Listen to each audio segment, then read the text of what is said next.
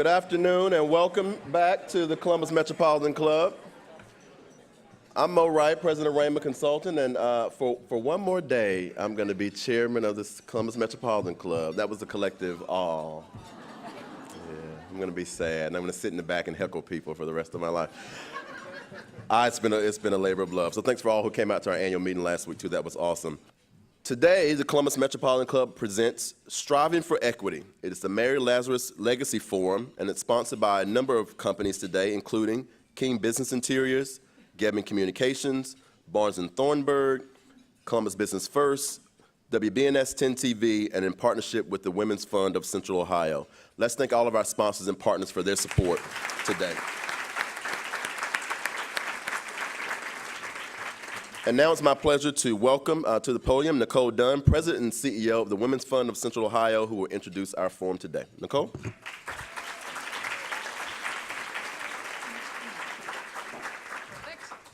All right, good afternoon. Hi, everyone. So, as Jane was telling us earlier, it is with courage and vision and desire to make things better that characterize the women who founded the Columbus Metropolitan Club in 1976. Theirs was a time when women were not necessarily included in those important community discussions, and definitely not included, invited, or having a seat at the table with men.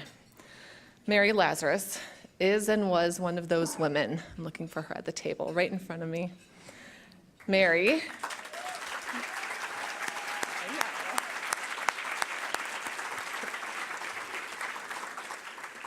Mary has consistently led the charge to move women from the sidelines to the front lines. And starting as a volunteer with the League of Women Voters, her leadership efforts led to the Planned Parenthood here in Ohio, as well as founding the Women's Fund of Central Ohio. Today, we host the inaugural Mary Lazarus Forum.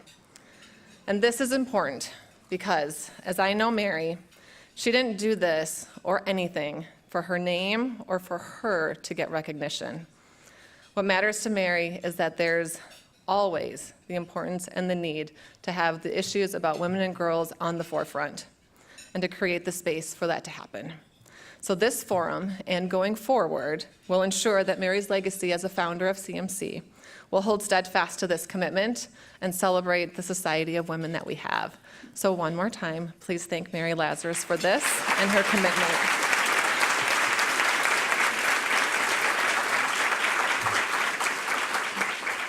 You're welcome. Today's forum features a conversation about the first of its kind Columbus Women's Commission. So it's dedicated to establishing equal opportunity for all women. And now that the commission has been established and seated, and there's work beginning, we're going to hear about the challenges that have been faced and the work that's being planned. So please welcome First Lady of Columbus and Chair of the Women's Commission, Shannon Ginther.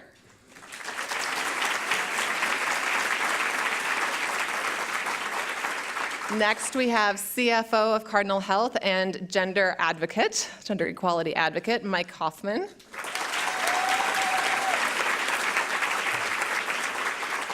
And the dynamic and unstoppable Columbus City Council member, Elizabeth Brown. And then our intelligent and incredible host and journalist from WBNS 10 TV, Yolanda Harris. And on that note, the podium's yours. All right, thank you very much. Good afternoon, everyone. I want to thank the Columbus Metropolitan Club for inviting me to come out and host today's forum, Striving for Equity. Working at 10 TV, fortunately, I've had the opportunity to learn more about the Women's Commission. I met First Lady Ginther, and we talked a lot about this, and there is a need for it. And their work is to improve the lives of women in our community, starting with pay equity. Unfortunately, there's a lot of improving we need to do.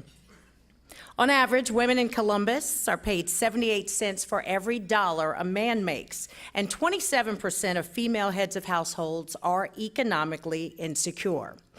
In this room today, there are employers, so I want to commend you for coming out with an open mind and an open ear, and hopefully a desire to enact change. So let's get right to our panelists with our questions. And I will say, First Lady Ginther, you have mentioned that the community is ready for this conversation. Why do you believe that now is the time that employers are ready to listen and to begin to tackle this pay equity issue? First of all, thanks, Yolanda, for hosting this today, and to the Metropolitan Club. It's an important conversation. Also want to thank the sponsors and, of course, Andy, the mayor, who's here, steadfastly supporting this work. We appreciate it. Employers, to answer your question, are ready to have this conversation. What we've learned as we've worked in the community is that this is not just the right thing to do, it's also the right thing for business. Investors are increasingly looking to invest in communities and companies that are focused on gender equity, on pay equity, and on making sure that all of their employees are valued for the work that they do. I couldn't agree more. As I think about it as a large employer here in Central Ohio, all of us as employers, one of the most important things we have to do is attract talent. You can't win without the best talent. And if you're excluding 50% of the talent, and if you actually look at college graduates, 60% or more of the talent, then you cannot compete effectively as a company. And so I agree, it's not only the right and moral thing to do, it's the smart thing to do if you want to run a successful company. You've hit the nose on the head as why it would be important to business owners. Why do you think pay inequity is such a prevalent issue right now, and it has been over the years? Why is it such a problem? Go ahead. I just don't think it depends on the company and the area. I don't think it often gets attention. I think a lot of folks just assume that pay is equal. And, while you could dispute whether 78 or 79 or 85 and all those are the right numbers, and I find sometimes people get into debates around that, and I think that's... Well, we know it's not equal. Right, yeah. There you go, yeah. It's not equal. So let's set the debate aside. The pay is not equal. But I think we actually hurt the situation. We spend time on the debate around pay because the real reason, that a big piece of why women aren't paid that you would never see that's kind of the underbelly is the fact that you might have a woman and a man that are both, say, directors at a company making $120,000. Everybody says, oh, their pay's equal, and that's great. But what happens 2 years later when the male gets a chance to go on some great assignment that they really learn and do all this great stuff, but the woman never got a chance because the guy sat around in a room, and I've seen this happen, and they go, you know what, she's got 3 kids, and it'd probably be hard for her to go to Ireland for 6 months and work on this topic because it's going to be messy and it's going to be hard. So let's not ask her, even though she's equally or better qualified. We'll ask Joe. Joe goes, he knocks the ball out of the park, and when the promotion comes 2 years later, Joe gets it and the female doesn't. That's what's creating a lot of the pay equity. It's all these other things that are hard to fix. It's not hard for managers to sit and look at payroll data and see you have 2 people in the same job and fix it. We tell people every day, fix it. That's not hard. What's hard is getting people to realize they need to stop these other activities that don't help them. There's a long list, and I don't want to, I could spend the whole time talking about it, but that's one for sure.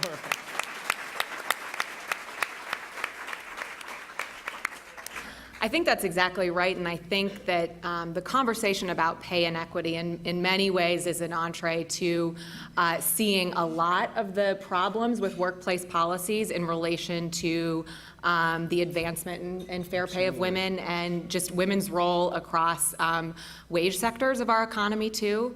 In general, our workplace policies are really based around this idea that households in America are one male breadwinner and one female. And that has never really been reality in America, by the way. I mean, for wealthy people, maybe at one point it was, but the reality of the modern American family has never looked like that. We are finally now, I think, having the conversation to try to reconcile our workplace policies.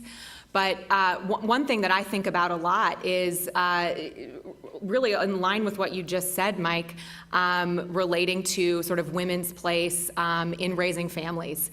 And we view that as a caregiving role and not as an economic contributor to our society, which is just a warped way to kind of view the whole economic spectrum. And it allows things that harm our economy to persist. So one of my favorite statistics statistics is MetLife did a study that showed women on average lose $325,000 over their lifetime in income on average due to caregiving duties. I'm not just talking about mothers, I'm also talking about America's working daughters. I see Fran Ryan in the audience, and I know she spends a lot of her time working on supporting caregivers. We have an aging population in our country, and I think if we don't really get our arms around the full picture of workplace inequities when it comes to men and women, we're gonna see that $325,000 a year only increase, and also harm our economy. What other, since you're speaking on that, what other ways do you think women could be supported in their roles as heads of households, as mothers, as caregivers? Paid family leave. I think people who know me, I sound like a broken record, but it's just a critical policy to put in place across. We need a national standard for it, first of all, because the statistics now are depressing. Only 13% of American workers have access to paid family leave. But when you look at low-wage workers, only 4% have access to paid family leave. And, you know, we wonder why we have generational poverty. We wonder why we have, you know, disparate health outcomes among people who make lower wages and versus higher wages. And I think a lot of it goes back to whether we're giving kids a chance at the outset. And so much of giving kids a chance is trusting women and empowering women. I also think you have to find ways to help the women on board back when they're off. So it's like to go from 0 to 60, like they're completely off, and then they're expected to come back on day one. So trying a way to help work them back into the workforce is something that we're looking at. I know a lot of the professional services firms, you know, large accounting firms and those guys do a really good job of finding ways to work women back into it. One of the ways we've been tapping is we put together a program to help women that are working mothers. We specifically are looking for women that only want to work 30 hours a week, that aren't ready to get back full time, but we know we're probably very successful folks at public accounting firms or whatever, and so in the accounting group, we're finding these amazing talent that says, I'd love to work from 9 to 3 so I can get my kids to school and get back. I can do that for a few years until my kids are at an older age. Then maybe we've got this great pipeline of talented women. So I think finding a way to help women on board too when they've either been out of the workforce or on these leaves is important to help them come back as much as getting paid for it too. And to help men do the same. Yeah, absolutely, absolutely. Great point. Absolutely. First Lady Ginther, with the Women's Commission, you've been hearing a lot of stories that women are sharing with you about their needs, about pay inequity, and how they overcome that and deal with that in their households. As you get deeper into this issue, what are women sharing with you? What are they saying to you when they share their stories? So some of what we're actually hearing starts with pay equity, but very quickly kind of erodes, if you will, into discussions about safe and affordable housing, about health and nutrition. We know that women in this community, by the work we've done partnering with other community agencies who have gathered this data for us, that women are disproportionately impacted by evictions in this community. We are second only to New York City in the number of evictions that we move along here in the city of Columbus. That's something we need to change because we also know that those are the women and families that show up in shelters. And you partner an eviction and showing up in a shelter with 250,000 unit shortage of affordable housing in this community, and very quickly you have a family that is unable to make it and is unable to secure housing, which impacts the kids' lives, obviously with schooling, et cetera. So I think while pay equity is one focus, it's not the only focus for women in this community, and the Women's Commission is focused on improving the economic position of women in this community. Pay equity is a huge piece of that, but there are other things that we have to focus on as well.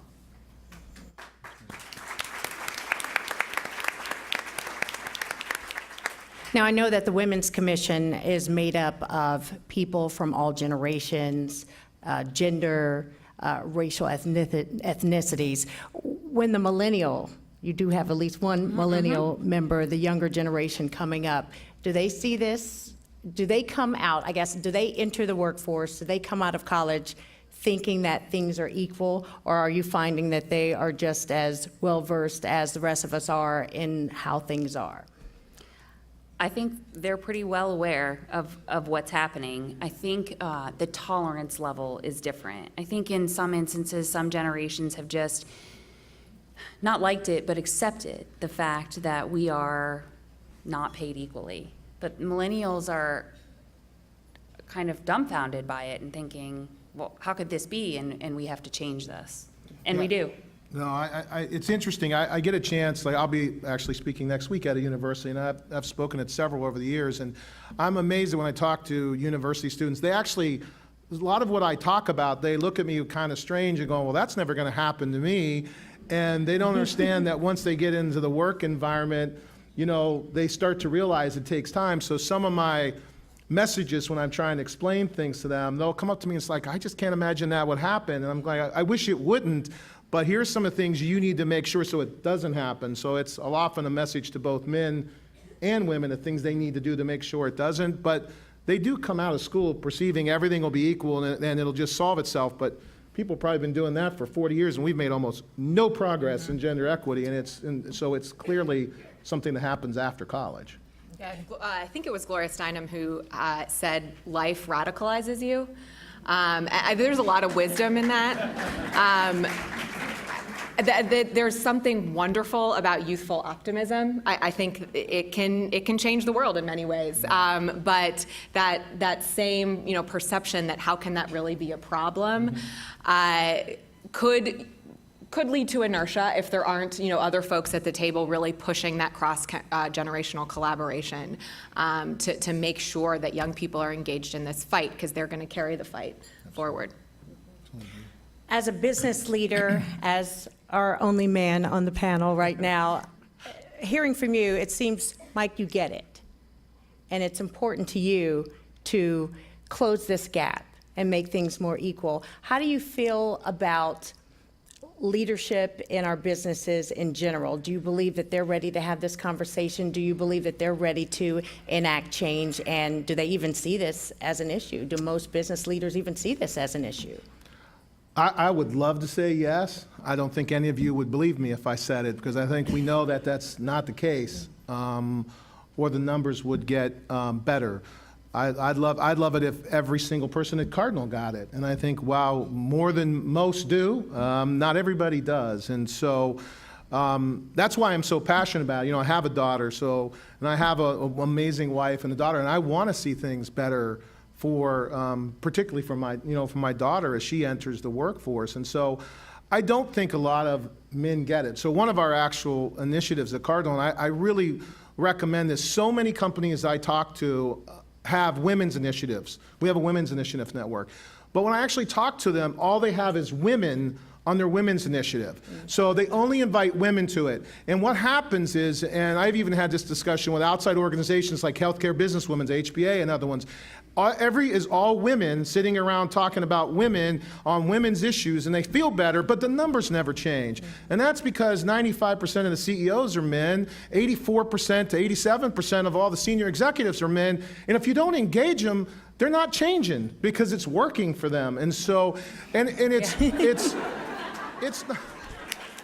not It's not that men don't care. They truly do. Like, for instance, when I saw a group of men make a decision to put this male over a female into a training program, the conversation was around, it wasn't being mean, it was like they were talking about both. It was clear she was more qualified, but then somebody said, well, she's got 3 kids, literally. And then they went, oh, wow, this is going to take a lot of nights, and you got to go out of town, and how is she going to do that? And they thought they were doing her a favor. And so next thing you know, they're like, yeah, let's put him in it.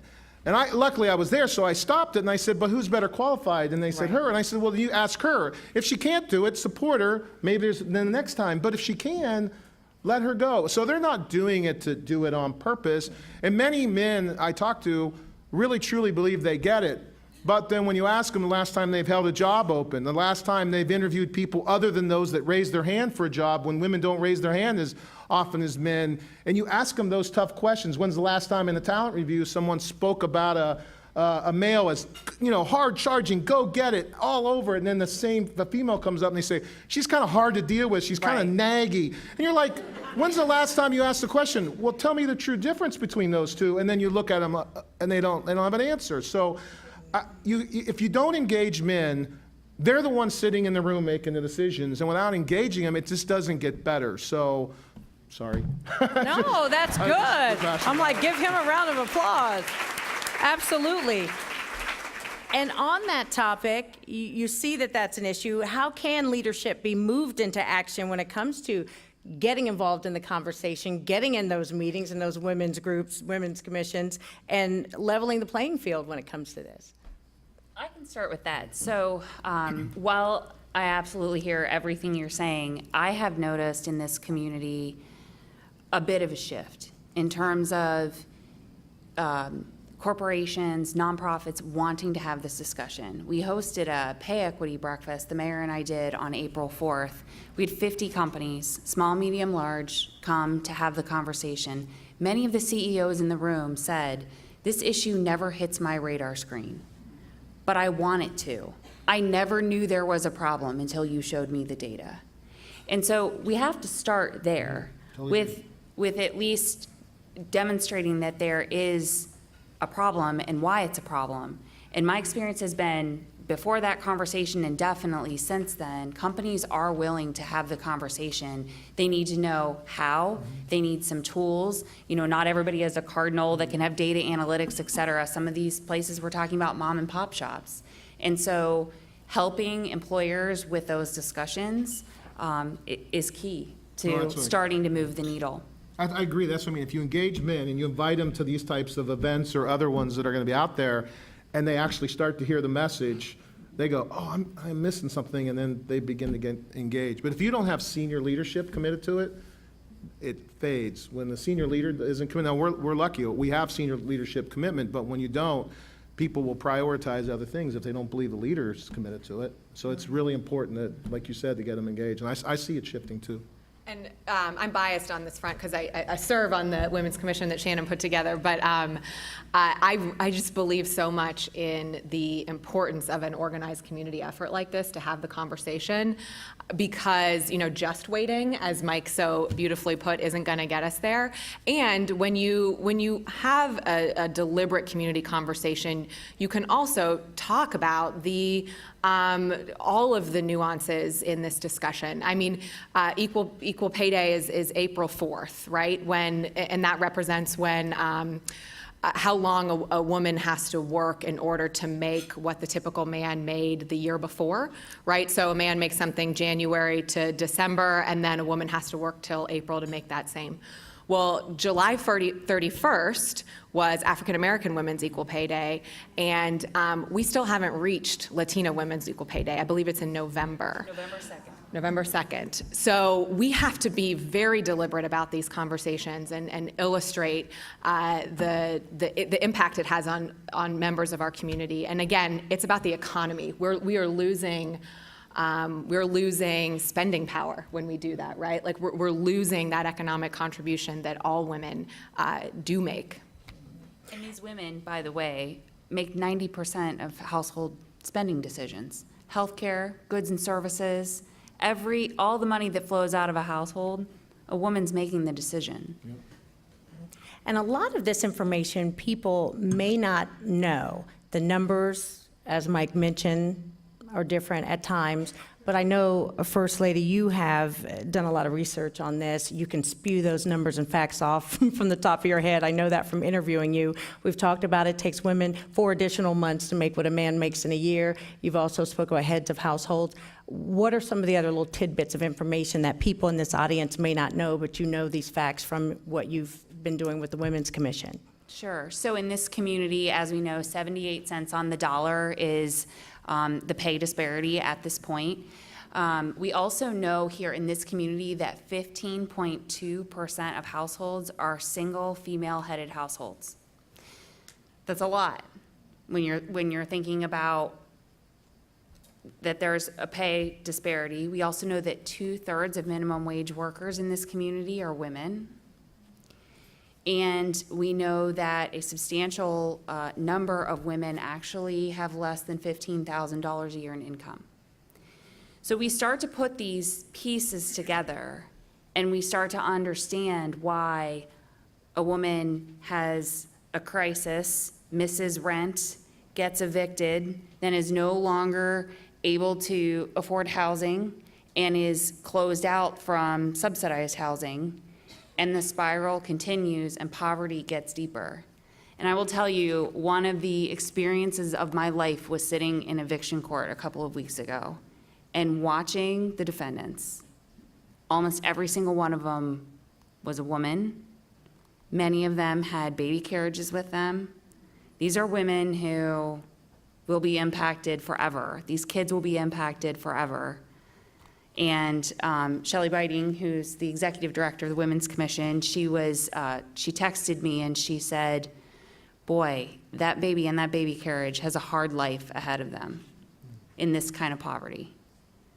And so I recognize that that's a kind of a flat projection of what's happening for women, but I feel really passionate about the fact that we have to understand what's happening in our community to start to change the conversation. And I believe in this community and that this community will start to change what we're doing. But the first step in that is understanding the problem before we can engineer solutions. What is the newest thing that the Women's Commission is looking ahead to? Around the first, in addition to our focus on pay equity and evictions, we'll be launching a community health strategy around the first of the year. We've been doing a lot of work gathering data so that we know that there are issues impacting women specifically in their health and wellness. We know, for example, that in Franklinton, the average life expectancy is 62.4 years, and in the neighboring community, literally right next door, Grandview, the average life expectancy is 85 plus years. So those are some of the things we want to start to understand why. And then link in with things that are already happening in this community. One of the things that we have been very intentional about the Women's Commission is making sure we're not duplicating what's already happening, but instead drawing on community partners who are already working in these spaces and figuring out how we can elevate some of those conversations to change the story in a meaningful way, because we're all more powerful together than separate. And Shannon, you told me that when Mayor Ginther, as you call Andy. I'm the only one allowed to call him that, by the way. That's why I said, as you call. Yes, only you. When he became mayor, his passion was for neighborhoods and equity, and you got involved in starting this. And I ask you all, how do we measure success as a community? What is your ideal of that? And women are a big part of that, and I would imagine their success is pertinent to a community's success. For me, it's about starting to measure the impact on our neighborhoods, the number of evictions, the number of vacant houses, the infant mortality rates in our community as a whole, but especially in I believe it's 9 hotspot communities that have been identified in this community. Starting to move the number on pay equity, although that's not going to happen overnight. There are definitely some leading indicators I think we can start to measure very quickly. Are some of the changes that we're working to implement impacting evictions, which we know are disproportionately impacting women and families and thereby neighborhoods. So those are some of the starting points. I think some key community health indicators that are already measured in this community, we can start to look for a change. Mike, Elizabeth, anyone? I can't say it much better than Shannon. I guess the one thing I would add, which is really taking a look at the overall health of our community, we need to score better on the mobility index. Your ability, if you're born in a lower income rung, to be able to move into the middle class. We don't do very well on that score yet, I'm going to say, here in Columbus. And I know that we can do better. And given how important women are in driving our economy, I think when we see that number move, it will be an indicator of health for women. You know, from my perspective, maybe, I obviously couldn't agree with these folks more than that, because if you don't have a community with capable employees, you know, to be able to attract talent and make people want to move into this community, to be able to get the best and the brightest, and if you don't have the right school systems and the right housing and all that, you can't do that. So that's foundational. If that stuff doesn't happen, the rest of it, you know, doesn't happen. But I do think, you know, I would continue to hope that various employers in town would all share best practices with each other. Whatever you're doing, none of us should have egos around what we do when it comes to gender equity. If there's something that one company is doing at Nationwide or Ohio Health or Huntington or wherever, and they've got something that they can share with Cardinal or vice versa or with each other, I think we need to come together as a community of employers and talk about the things that we've done that are successful to get men engaged and to get women engaged in helping other women, and tell us each other what hasn't been successful. And I think if we could do that after all this foundational stuff's got to continue, that's how we really become like one of the best places in the entire country to work and live and raise a family. Absolutely. Okay. We're going to move to the audience questions in a few minutes. So the microphone is right there. Don't be shy. Come on up. Form a line there, and we'll get to you guys in a few minutes. So step up to the microphone, so we'll be ready for that. I'm going to ask our panel a final thought before we move to that portion. And I wanted to ask, the research is done, the problem is known, the work is beginning. We know that this is a marathon, not a sprint. It's going to take time. This is just the beginning. Is it feasible this can be done? Can we truly reach equal pay for equal work when it comes to gender inequities? Absolutely. I mean, it's absolutely feasible. If we, I don't know the timeline on it, but I know that the timeline starts now. You know, that it's within all of our power to make that timeline start now, and the collaboration that we can pull together between the public and private sector and civic sector, the coordinated work that First Lady Ginther is leading, I'm very hopeful that we can do it. And I just think it's important for us to, again, recognize how big the conversation is. It's not just about leadership roles, it's about those who are working in low-wage jobs too. And when we have our eye on the very big prize, I do think it's feasible. Absolutely. This fall, actually, the Women's Commission, in partnership with the Mayor's Office and some early adopters, corporations, nonprofits, will be launching a voluntary pay equity pledge, which will call on employers to sign on to start to look at their numbers and participate in best practices learning collaboratives to start to move the numbers. So that's a very concrete first step, recognizing that's not the only step, and we'll build on that work, but we will get there. I also agree. I do think it's achievable. I think the time frame's longer than we would all like it to be. I think there is the simple things, like I said, of just matching up like jobs and people making decisions and doing them. The piece that's the much longer piece is educating the men and women around all those other issues that aren't about pay equity today, but it's creating that pipeline and giving women the opportunities to be executive vice presidents, CEOs, and all those types of things. And that's the part that's harder. But you know, we do a 3-day training class. And it's hard to get executives pulled out.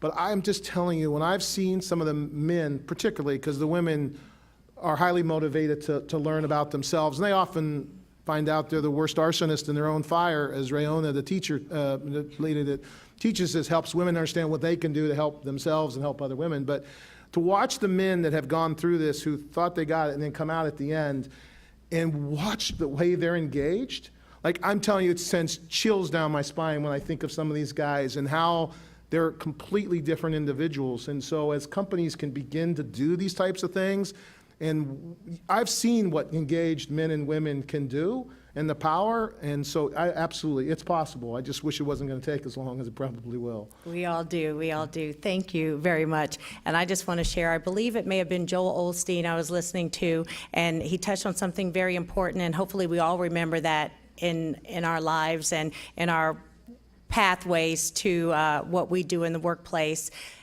You never stand as tall in your path to success as when you reach down to help someone else. And that hit me, and I thought, that is so true.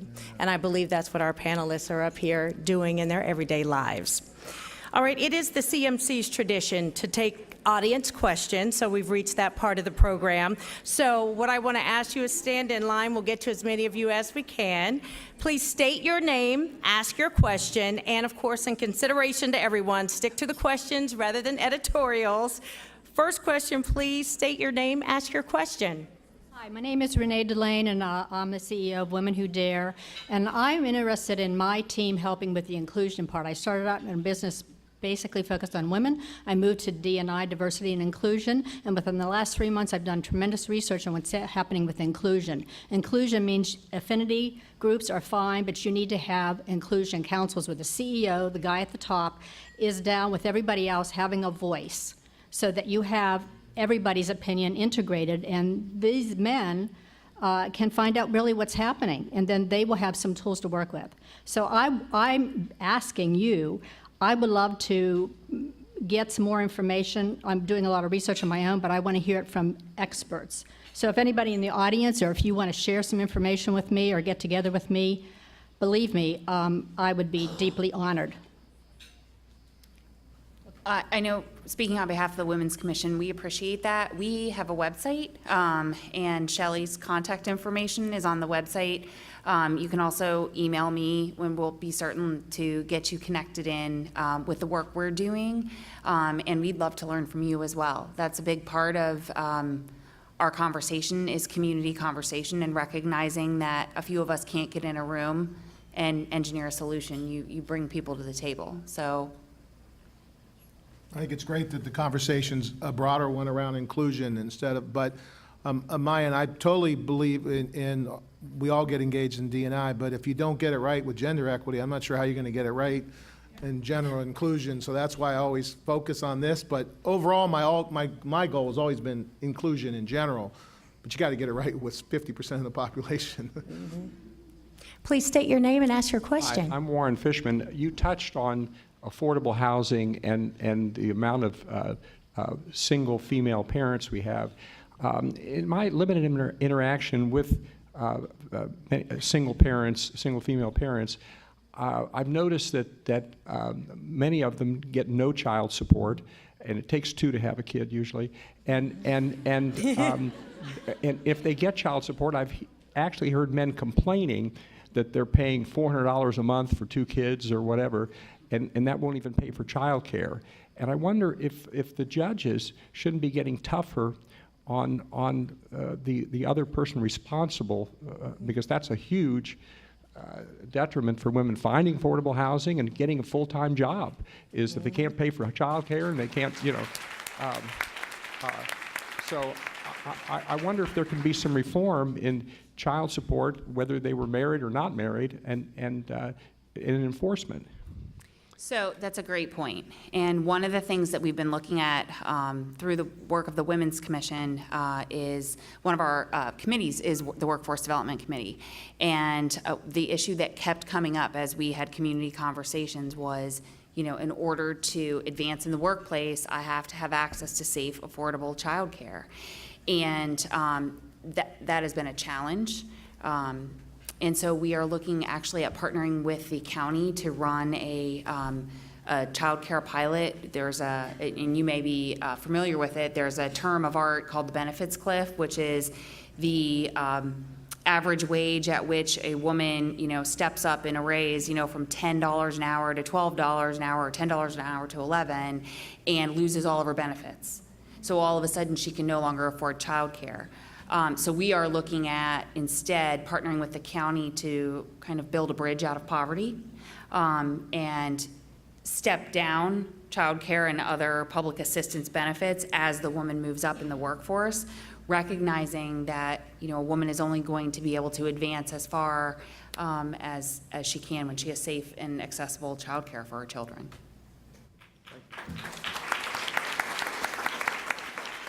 State your name and ask your question.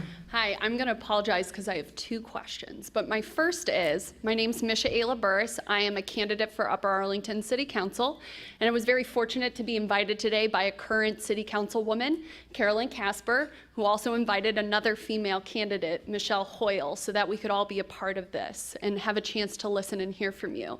Haven't heard a lot today about women and their engagement in the political process and what we can do to support female candidates. As you all know, more women at the table really broadens the conversation.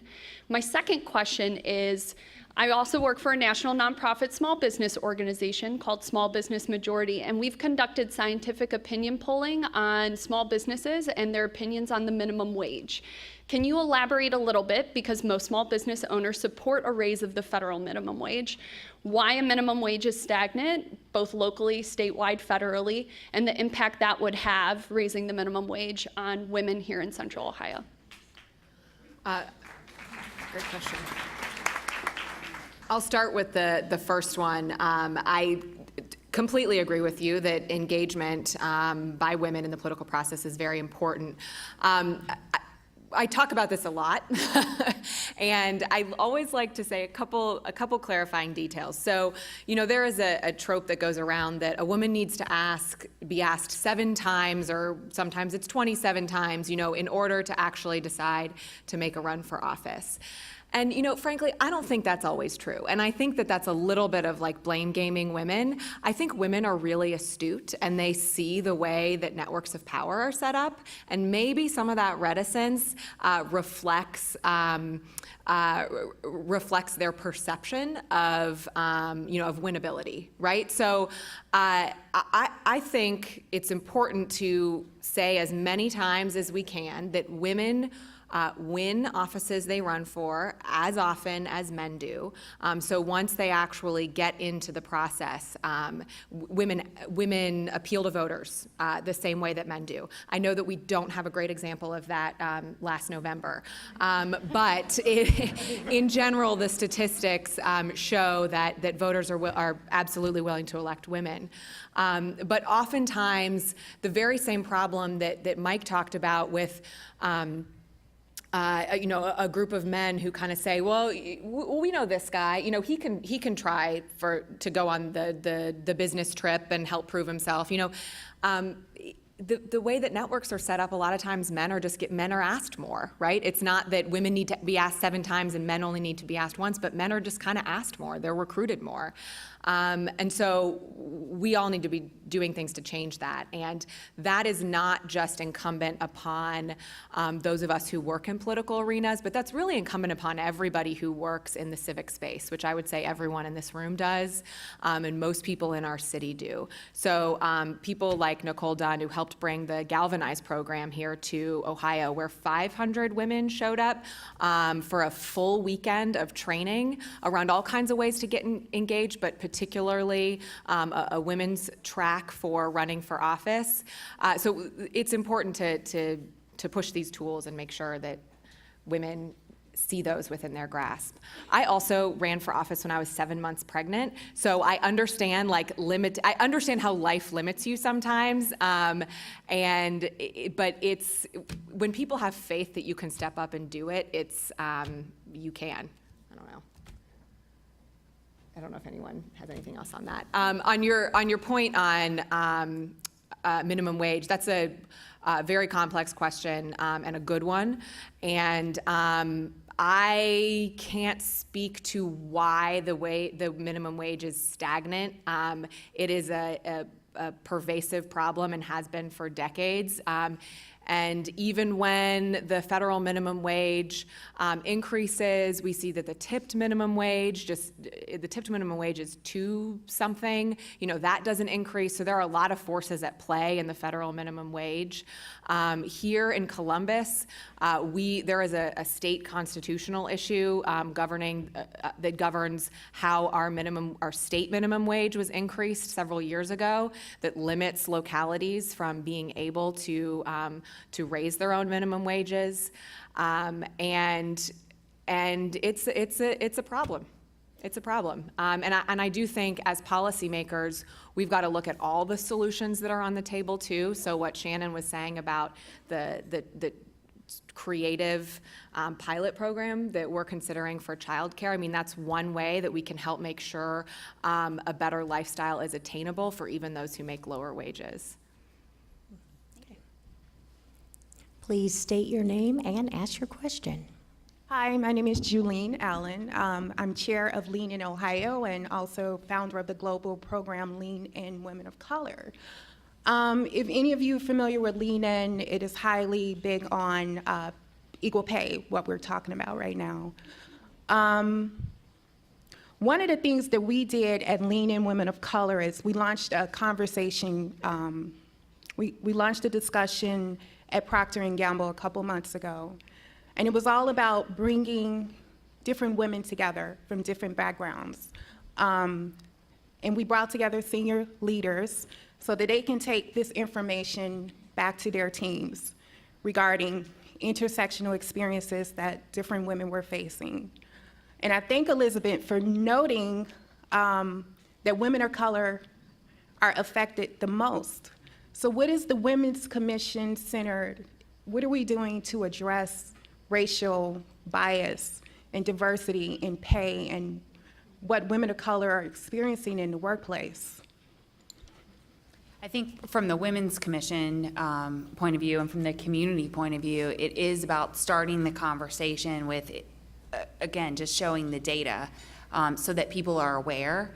And then as we implement initiatives on the equal pay piece, I think the education is going to be key to that. Mike, I don't know, does Cardinal have any specific strategies? We do. I think, first of all, I think Lean In, if you haven't read it, you need to read the book. You should read that book, and there's several I could tell you if you're interested in gender equity. But we actually have employee resource groups for various, so we have an African-American resource group, a Latino, Hispanic affinity group, a women affinity. So we try to address the various needs of, various constituents within Cardinal because they are very different. So yes, we do have it. It's a hard issue to get after, for sure. It's probably easier for us in business because in the sense of if a person's doing the same job, you can still, work through those types of things versus in the community, there's a host of other, challenges that you have, but we absolutely do. Okay. And as you know, the affinity groups, employee groups these are just women who have commonality that are coming together. And so it's important for, like you stated, senior leaders, men, to come to the table. So in this pledge that we're building at the Women's Commission, are we addressing, not just women in general that are getting paid unequal? Are we addressing in the pledge or educating our employers about how this is impacting women of color? Is your question, do we speak specifically to the issue of diversity and inclusion in the pledge? Is that? Well, yeah, is the pledge I'm assuming it's probably accompanied by education resources. So are we addressing racial issues, implicit biases? So thanks for your clarification. So The first step is going to be the launch of the voluntary pay equity pledge, and then accompanying that will be a series of learning collaboratives. And I would absolutely anticipate that in those learning collaboratives where we partner with our employers who have signed on, that we would address some of the, let me call them, underlying issues that contribute to the issue of equal pay and pay equity. You know, you made a comment I think is really important for folks in here, that if, as you have these affinity groups, if you don't have a senior leader who has the stature within the organization, and very importantly, a budget that they can actually work with. So I started running our women's initiative about 7 years ago or so. At that time, I was CEO of our pharmaceutical segment, so I had plenty of dollars. And so when we decided to do training, this, what we call our Women's Leading Change and our Partners Leading Change classes, it's like $8,000 a head. So if all of a sudden, if I had not had a budget, because I knew it would happen, I would have people, I'd say, okay, I want these 25 women to go and these 25 men to go. Then people are like, well, but I don't have that in my budget, so I can't afford to send them. And then the thing just dies on its own weight. So if you don't like recognize those types of things, versus I just said, I'll pay for everybody in the company. I'll absorb it in my segment, even though medical people are going, corporate people are going, that aren't my responsibility. I have a responsibility to the organization for this. So I was able to do that, versus if someone had been sponsoring, you know, our women's initiative that didn't have it, then these types of things get very, very hard. So as you think about doing these things, if you don't have executive leaders who have the ability to fund things and get things done, you can't move it forward, to your point. They've got to be engaged and committed. Okay, thank you. We have time for one more quick question, and we got to rush through it because they're rushing me, so get it in, that'd be great. No problem. I can be fast. My name is Abby David, and I am the co-founder and executive director of Bridgeway Academy, and we serve children and individuals with autism and other developmental disabilities. And we have 18 and 19-year-olds coming up who are young women. And so our research has shown us that there are not, first of all, a lot of jobs out there for very employable individuals with disabilities. And let alone when they do have jobs, then the equality in pay is even less than African American women, Latino women, and women in general. So my question to you is, what work is being done on behalf of those with developmental disabilities and equality in pay and in the workplace for women?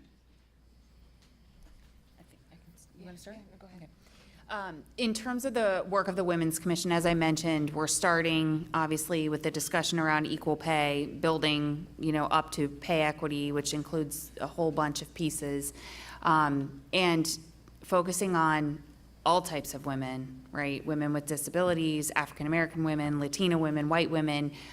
So I think our work will build. We launched the commission about 8 months ago now.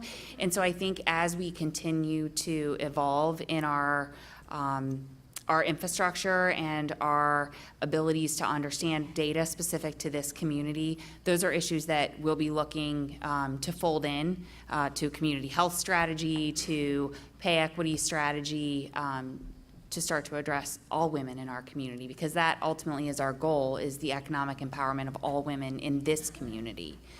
So it's absolutely on our radar screen. And the only thing I'd add is that Shannon's commitment to data is very deep. That's one thing I've learned as a women's commissioner, and it's excellent and educational. But so that this pay equity pledge is also it's asking the CEOs of these companies to be as committed to data, right, as we are, and so as committed to understanding the data in their companies about all of these gaps of all women, no matter your race or color or background. And so I just want to vouch for how incredibly comprehensive this dedication to data has been from the commission. Okay, send over to Mo. We're going to leave it there today, but let's thank this wonderful panel and this great conversation for today.